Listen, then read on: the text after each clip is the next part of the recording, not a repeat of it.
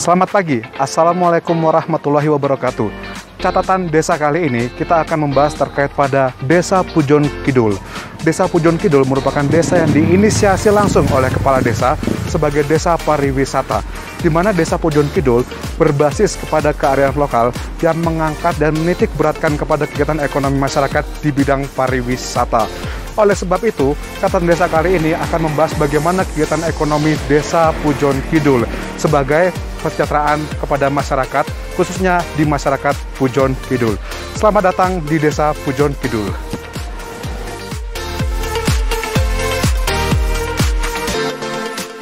Desa Pujon Kidul merupakan salah satu daerah kawasan di Kecamatan Pujon yang termasuk dalam 33 kecamatan di wilayah Kabupaten Malang. Jumlah penduduk Pujon Kidul tercatat sebanyak 4.900 jiwa dengan persentase penduduk di usia produktif. Dalam perencanaan pembangunan, potensi penduduk usia produktif memegang peran penting dalam pergerakan arah pembangunan desa yang dinamis, efektif, serta mandiri. Tercatat sekitar 67% penduduk Pujon Kidul menggantungkan dirinya pada sektor pertanian, baik buruh tani dan pemilik lahan, serta sektor peternakan dan perkebunan.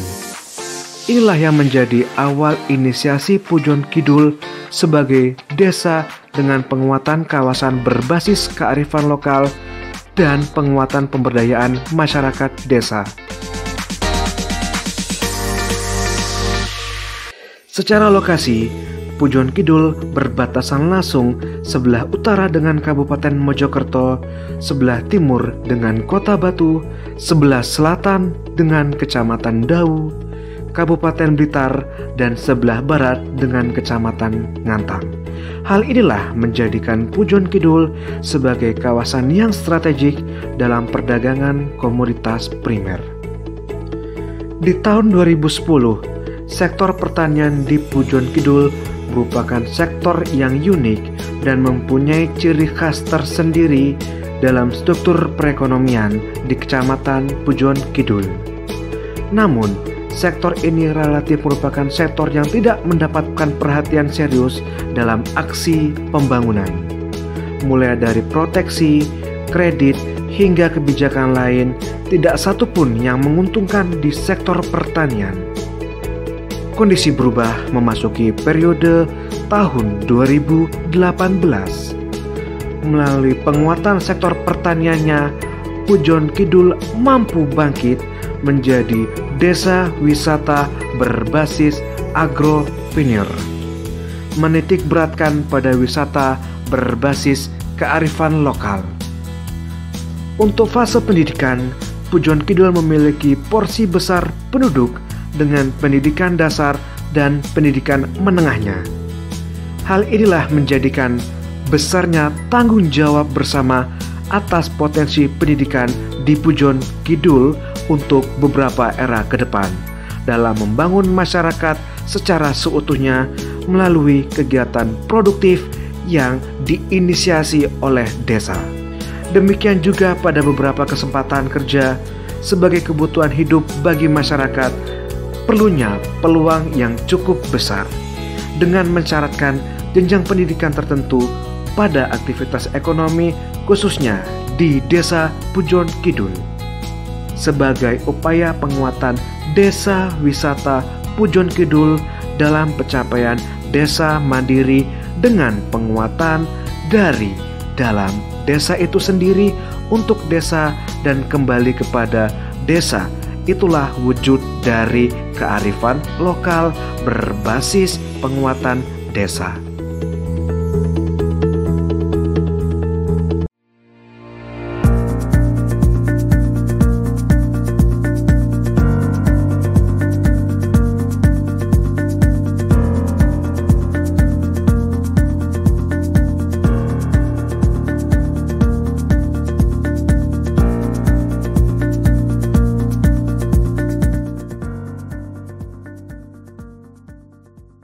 Baik, Assalamualaikum warahmatullahi wabarakatuh. Waalaikumsalam warahmatullahi wabarakatuh. Alhamdulillah, saya hari dengan Pak Budi Hartoko selaku Kepala Desa dari Pujon Kidul, Desa Pujon Kidul.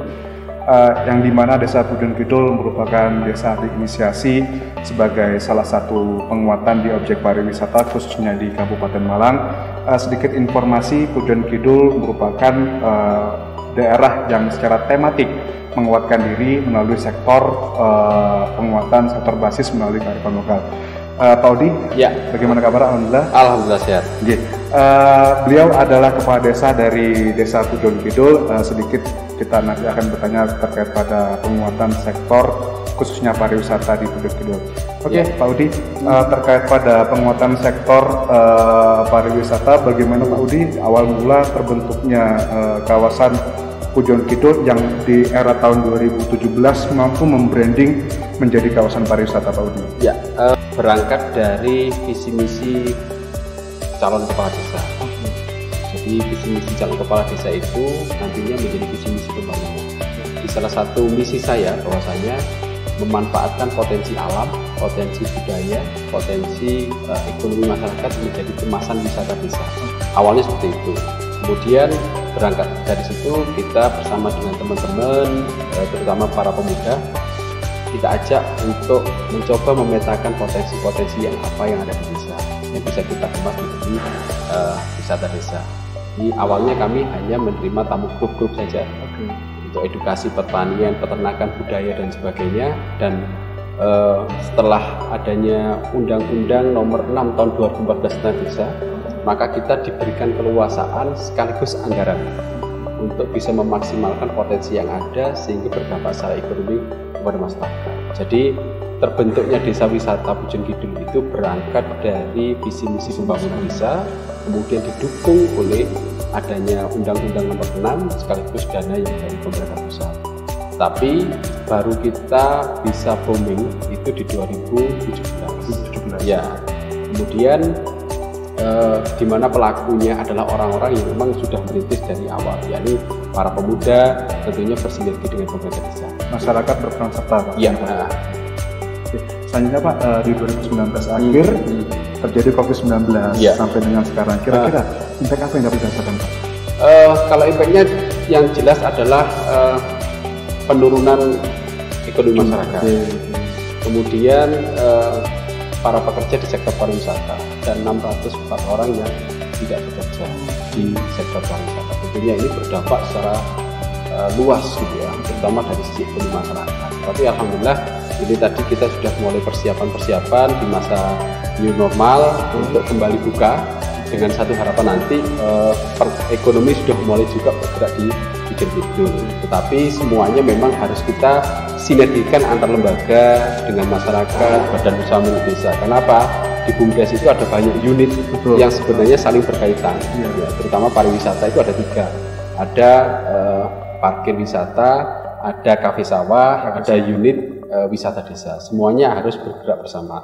Kemudian pengelolaan sampah dan kegiatan-kegiatan BUMDes yang ketika masa new normal itu tidak banyak aturan yang harus kita lakukan sebenarnya, hanya kita bagaimana membiasakan memakai masker. Kemudian yang kedua itu adalah bagaimana senantiasa mencuci tangan, HPS itu dan menjaga jarak. Nah, kita ingin sebenarnya dengan bukanya kafe sawah nanti di masa new normal itu nanti justru akan memberikan edukasi kepada masyarakat. Ketika kita itu mau menerapkan protokol kesehatan yang baik, maka kegiatan ekonomi kita akan berjalan dengan baik. Ada branding baru mungkin, Pak, di kafe sawah terkait pada Nur? Masih belum ya. Tapi kita nanti akan membuka satu dusun sebagai atraksi wisata di desa wisata. Ya, kalau desa wisata kan merupakan destinasi, ya. Tapi di dalam desa wisata itu ada atraksi wisata. Kafe sawah itu merupakan atraksi desa wisata. Nah, kampung budaya nanti akan kita buka baru, ini juga merupakan atraksi wisata baru. Sehingga nanti sesuai dengan aturan yang ada bahwasanya pengunjung di satu destinasi atau atraksi wisata tidak lebih dari 50%. Nah, ketika kafe sawah dibuka, maka di sini akan berjubel. Maka kita solusinya adalah ada penyerapan di lokasi baru. Betul. Ya. Selanjutnya, Pak, pertanyaan terakhir dari kami, Pak, bagaimana harapan Pak terkait pada peran serta khususnya perguruan tinggi? Ya, begini, kondisi wabah ini tentunya memukul semuanya, bukan hanya di Indonesia. Dari seluruh dunia juga merasa terpukul dengan adanya COVID-19 ini. Tetapi kegiatan ekonomi harus tetap berjalan. Nah, Tinggal bagaimana kita itu mengedukasi masyarakat. Terus gencar kita lakukan edukasi memakai masker dan sebagainya terkait kegiatan kesehatan dan kegiatan-kegiatan yang lain, mengarah kepada bagaimana pencegahan. Tentunya pemerintah kabupaten, pemerintah desa selama ini bersinergi terus, ya, bagaimana dinas terkait komunikasi dengan pemerintah desa. Tentunya hal ini menjadi satu kegiatan yang sangat positif, sehingga masyarakat itu akan semakin sadar dengan kegiatan termasuk protokol kesehatan itu dijalankan. Kemudian peran dari perguruan tinggi yang diharapkan. Ya, diharapkan memang betul-betul bisa mewarnai dan terlibat langsung di dalam rangka mengembalikan sendi-sendi ekonomi yang selama ini terpuruk. Kemudian bagaimana bisa mengedukasi masyarakat. Ada 5 pilar yang sering kita sampaikan yang harus bersinergi, itu salah satunya adalah kampus. Ya, dengan berbagai disiplin ilmu yang ada, mari kita datang ke desa, itu kami masyarakat desa. Karena apa? Indonesia itu sangat luar biasa. Ada 74.800 desa. Kalau itu kampus mau turun semuanya ke desa, bersinergi dengan masyarakat, insya Allah Indonesia itu makmur. Amin, insya Allah. Ada kata kunci di situ terkait pada sinergisitas antara segala belah pihak yang notabene penguatan pada sektor ekonomi berbasis kearifan lokal. Oke, sekian dari kami. Terima kasih. Dengan catatan desa bisa. Setelah pertemuan kita dengan Bapak Kepala Desa Pujon Kidul sebagai seorang inisiator terkait pada Desa Wisata Pujon Kidul, berikutnya kunjungan kita kepada Cafe Sawah sebagai salah satu ikon dari Pujon Kidul dan juga sebagai pusat perekonomian berbasis pariwisata di Pujon Kidul. Untuk itu, mari kita ikuti terus catatan desa.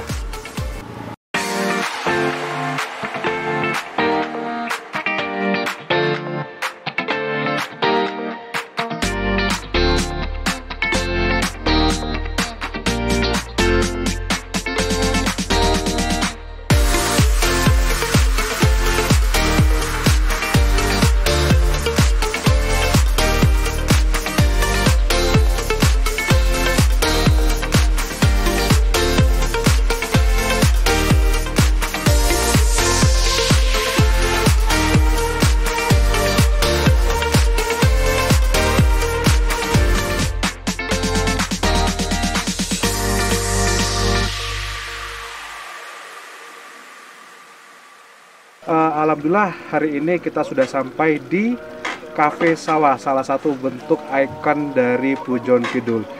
Sedikit Pak Tibadul, coba diceritakan bagaimana konsep awal dari Cafe Sawah, sehingga kalau kita lihat ini sebenarnya dulu lahan pertanian Pak ya? Betul. Ya.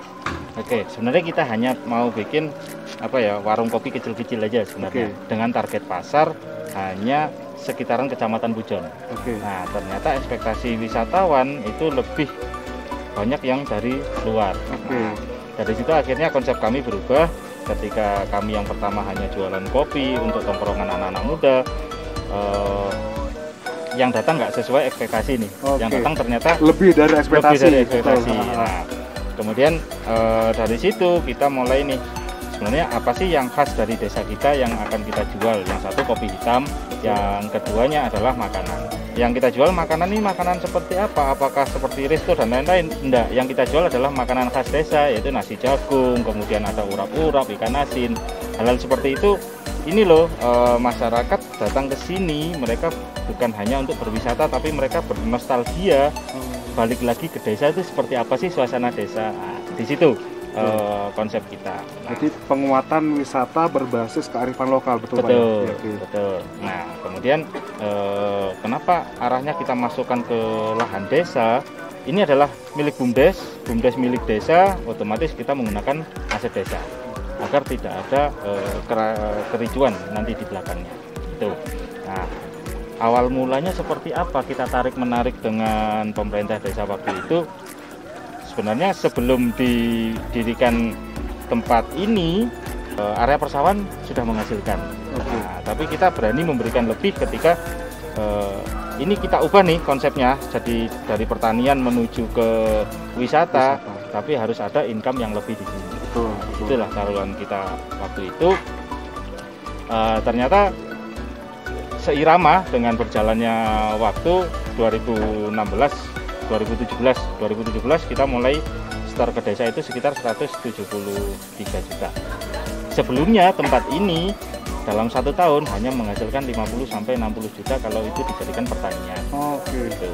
Nah, berjalannya waktu mereka sudah tahu nih, oh ya ternyata ketika dibikin wisata ini bisa menghasilkan lebih dan juga berefek lain, yaitu bisa menerima karyawan dari teman-teman lokal.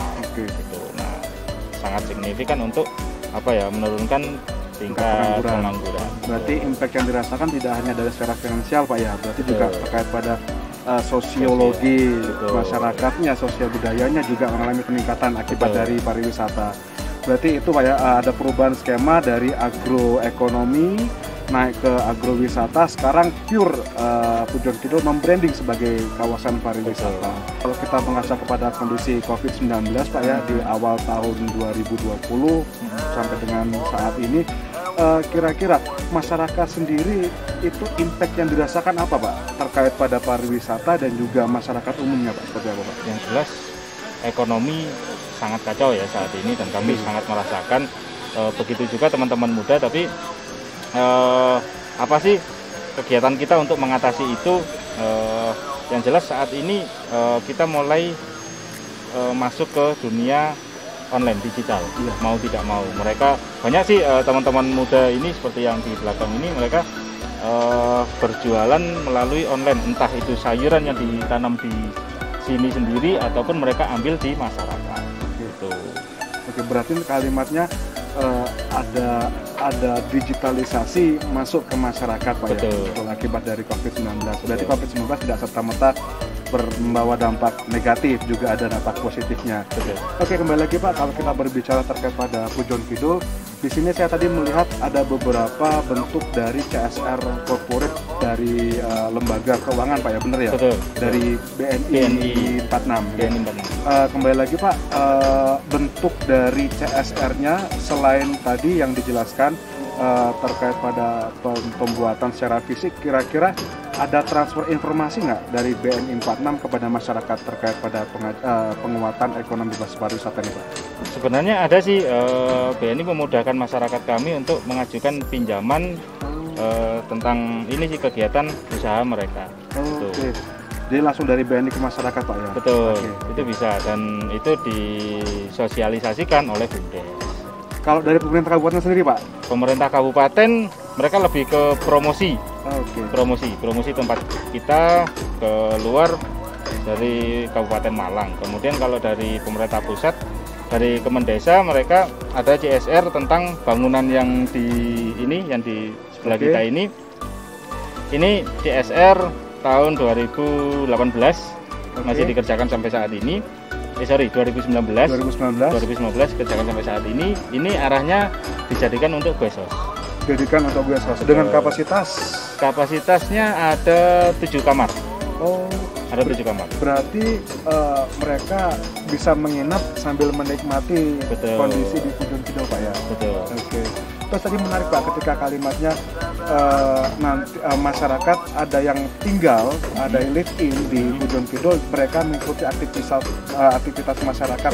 Betul seperti itu Pak ya. Itu seperti apa konsepnya Pak? Kalau yang di sini kita segmentasinya berbeda. Yang di sini adalah untuk orang-orang yang hanya datang menginap satu keluarga, yang dimana itu tidak bisa masuk ke kegiatan live-in. Nah, jadi tetap ada pilah ketika yang masuk adalah rombongan, contoh anak-anak sekolah nih, nggak mungkin kita taruh di sini. Nah, kita taruhnya tetap di rumah warga. Itu warga tetap dapat impactnya dari sana. Kemudian yang di sini target pasarnya siapa? Target pasarnya adalah keluarga-keluarga kecil yang hanya menginap sehari, 2 hari, itu kita taruhnya di sini. Berarti aktivitas ekonomi benar-benar diteropong oleh masyarakat Pak ya, tanpa ada tabir ya di situ ya. Kondisi COVID-19, kira-kira bagaimana upaya dari Pujon Kidul khususnya untuk merebranding, istilahnya membangun rasa kepercayaan kepada masyarakat bahwa Pujon Kidul siap untuk kondisi new normal, itu seperti apa Pak? Sekarang lagi tutup Pak? Betul, saat ini kita masih tutup, kita untuk membuka kembali di era new normal ini yang jelas kita mematuhi protokol kesehatan. Nah, saat ini masih proses untuk pembenahan protokol kesehatan di tempat-tempat kami ini, dan juga kami sosialisasikan kepada pedagang-pedagang kanan kiri tadi milik masyarakat bagaimana mereka begini loh harusnya saat ini, yang dimana mengubah kebiasaan itu adalah sangat-sangat sulit. Dan masyarakat sendiri gimana? Menerima atau bagaimana Pak? Saat ini sih mereka Karena sangat antusias. Sulit sekali itu Pak. Itu sangat sulit. Mereka saat ini sangat antusias karena mereka satu membutuhkan ekonomi harus berjalan lagi. Betul. Ketika mereka tidak mengikuti protokol kesehatan, yang jelas tempat ini nggak akan berubah. Iya. Gitu. Nah akhirnya dari keterpaksaan itu mereka mau nih berubah. Ada pembangunan tempat cuci tangan di sepanjang jalan. Kemudian nanti di depan ada pengecekan suhu dan juga ada penyemprotan desinfektan. Hal seperti itu yang akan kita jalani. Kemudian yang paling utama adalah membatasi jumlah pengunjung saat ini. Membatasi jumlah pengunjung saat ini. Yang di bulan-bulan sebelumnya tempat kami muat untuk 5.000 sampai 6.000 orang. Saat ini akan kita batasi maksimal 3.000 orang per hari yang bisa masuk ke tempat kami.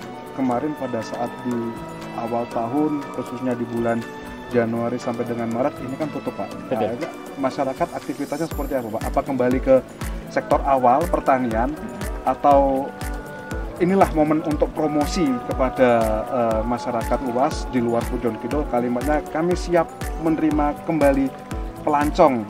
Nah, itu seperti apa Pak? Aktivitas masyarakat yang kemarin kondisi tutup seperti itu Pak? Oke, ini sih yang menarik ketika kami tutup selama 3 bulan ini, banyak orang yang memanfaatkan ini balik lagi ke kegiatan keluarga. Oke. Gitu. Nah, karena sibuknya kami selama 3 tahun terakhir, banyak kegiatan di keluarga itu yang mulai terabaikan. Nah, akhirnya mereka balik lagi nih ke kegiatan keluarga. Contoh, mereka balik lagi ke pertanian. Mereka bareng anak istrinya tuh balik lagi pertanian. Kemudian banyak waktu di rumah. Kemudian untuk anak-anak muda ini, mereka ada kesempatan untuk beristirahat. Karena kami buka 7 hari seminggu, tidak ada liburnya. Mereka juga nggak punya libur. Jam kerjanya 12 sampai 15 jam per hari. Jadi momen untuk titik balik ya. Betul, titik balik ke sana. Tapi di balik itu apa sih yang dilakukan masyarakat? Apakah mereka collab atau seperti apa? Iya, mereka collab. Mereka bingung harus seperti apa sih ini. Nah, mulai pelan-pelan kita step by step nih kita arahkan mereka, ini loh harusnya seperti ini. Ketika yang kemarin kalau kita ngomong tentang kegiatan sosial ya, dengan ramainya tempat kami, kegiatan sosial di masyarakat itu berkurang. Yang tadinya acut-acut dengan tetangga, kemudian kegiatan kerja bakti dan lain-lain itu mulai terabaikan. Ini nih momen kembali lagi, balik lagi nih. Nah, ini loh harusnya desa itu seperti ini. Dan kita ini saat ini lagi diuji. Nah, setelah kalian diberi seperti ini, balikan lagi seperti ini. Apa sih yang dirasakan? Nah, dan itu memang benar-benar kami rasakan. Oh iya, harusnya desa tetap harus desa, tidak menjadi kota. Sedikit intim Pak terkait pada desa Pak. Kemarin kan mungkin sebelum era pandemik seperti ini, dana desa diarahkan kepada kemandirian desa Pak. Betul. Nah, pada saat ini dana desa seperti apa Pak? Apakah pure untuk desa tangguh atau seperti apa Pak? Desa tangguh iya, tapi kami tetap mendapatkan di tahun ini untuk kegiatan promosi wisata dan juga pembukaan kembali tempat wisata kami dimodali 100 juta. Gitu. Tadi tetap adalah imbangnya, nggak semua harus ke desa tangguh dan penguatan ekonomi, tapi masuk ke BUMDes sebagai motor penggerak ekonomi di masyarakat tetap berjalan. Kembali lagi Pak, kalau kita berbicara tentang desa pariwisata, di situ kan tidak mati akan kreativitas Pak ya. Untuk selama ini kita menitikberatkan di Cafe Sawah Pak. Mungkin untuk kedepannya mungkin ada konsep baru atau terkait pada tadi saya mendengar terkait pada desa budaya seperti apa Pak? Betul. Nah, dengan dibatasinya Cafe Sawah, otomatis nanti sisanya nih orang yang datang ke sini, mereka mau kemana nih? Nah, kita buat destinasi baru yaitu Kampung Budaya, di mana Kampung Budaya ini di sana ada kegiatan membatik, ada kegiatan peternakan juga, kemudian ada kegiatan permainan anak-anak zaman dahulu.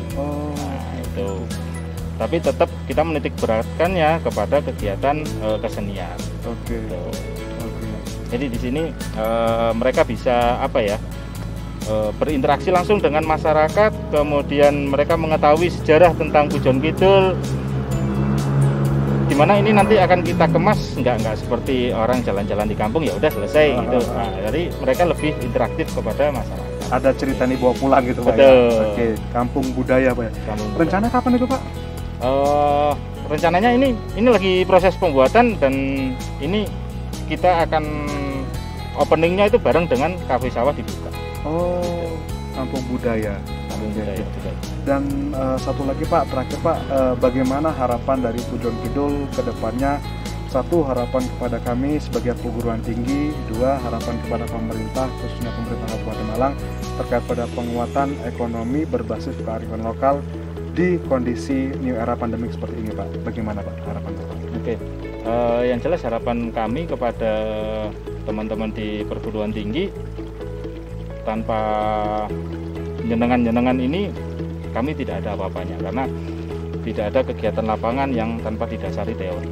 Itu banyak sih teman-teman dari perguruan tinggi yang sangat membantu di tempat kami, baik itu dari penguatan SDM, kemudian dari secara teknis menata di lapangan, kami sangat terbantukan di situ.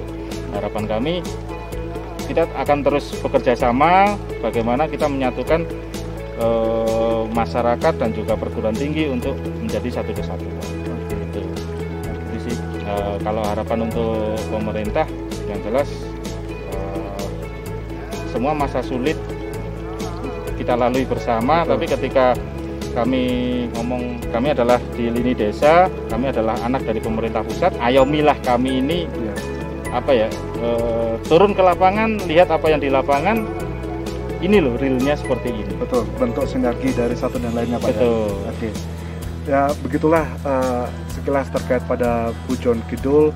Harapan kedepannya memang adanya bentuk integrasi, konektivitas antara berbagai macam belah pihak, di mana pendukungan lebih kepada sektor primer, mengutamakan kepada desa. Sampai sekian, terima kasih catatan Desa-Desa Bisa.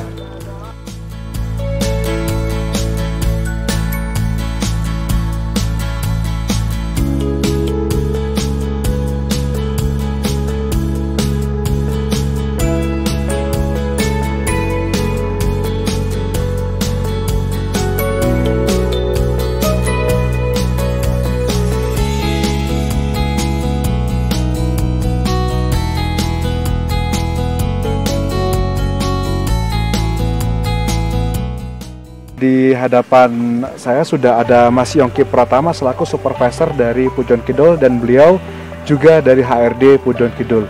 Mas Yongki Pratama, ya. Sedikit pertanyaan dari saya terkait pada Pujon Kidul.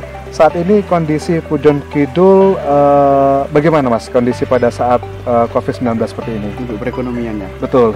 Perekonomiannya sementara agak menurun Pak, karena ya perekonomian kita, utamanya Kafe Sawah ini tutup, jadi sementara kita kembali lagi ke pekerjaan dulu, yaitu pertanian sama peternakan. Oke, kembali lagi ke pertanian dan peternakan. Iya. Dan selanjutnya Mas, di sini kalau kita perhatikan ketika kondisi tutup, disinilah momentum kita untuk bersih-bersih Mas ya, atau betul. Proses evaluasi terkait pada kinerja. Nah ini untuk Pujon Kidul sendiri mampu menarik pekerja atau mempekerjakan berapa orang Mas? Kemarin mampu mempekerjakan 108 di Kafe Sawahnya aja, belum di parkiran, belum lagi di Bumdes, sama lagi belum di. Oke, berarti kita kira total 200 lebih lah. 200 lebih ya. Dari jumlah pekerja sebanyak 200 orang, betul begitu ya? Betul. Nah, kembali lagi, apa kesiapan Pujon Kidul pada saat kondisi ini normal hingga nantinya Pujon Kidul kembali buka, Kafe Sawah kembali buka, dan apa saja harapannya Mas kira-kira ke depan? Di persiapan kita mengikuti protokoler sesuai anjuran pemerintah, terus untuk kedepannya kita usahakan yang lebih baik, jadi contoh mulai dari kebersihan, kesehatan, kehigienisan makanan, terus banyak lagi yang lain. Oke. Dan kira-kira masyarakat sudah siap belum akan hal tersebut Mas? Kalau kesiapan masyarakat kayaknya sudah, soalnya sudah banyak yang antusias untuk buka dan ingin kembali normal lagi. Oke. Terakhir Mas, harapan kedepannya khususnya bagi perguruan tinggi satu dan juga bagi terkait pada pemerintahan Kabupaten Malang dan juga bagaimana kondisi penguatan ekonomi pasca pandemi COVID-19, seperti apa Mas harapan kedepannya? Harapannya kedepannya untuk perguruan tinggi mungkin sering-sering bantu kita, karena mungkin dari segi teori kita kurang paham juga. Kita bukan dari lulusan mungkin perguruan tinggi atau yang jadi butuhlah bantuan-bantuan tentang mungkin strategi atau mungkin itu. Terus kalau dari pemerintah lebih butuh perhatian lagi lah Pak. Dengan SDM kita yang rendah, kita juga butuh pelatihan mungkin apa gitu. Berarti kembali lagi kalimatnya, ketika bentuk pendampingan itu dianggap perlu sebagai bentuk penguatan ekonomi khususnya di Pujon Kidul. Iya, betul. Baik, terima kasih sekilas wawancara kami dengan supervisor dari Pujon Kidul, khususnya KV Sawah, catatan desa bisa. Mas, thank you Mas Yogi.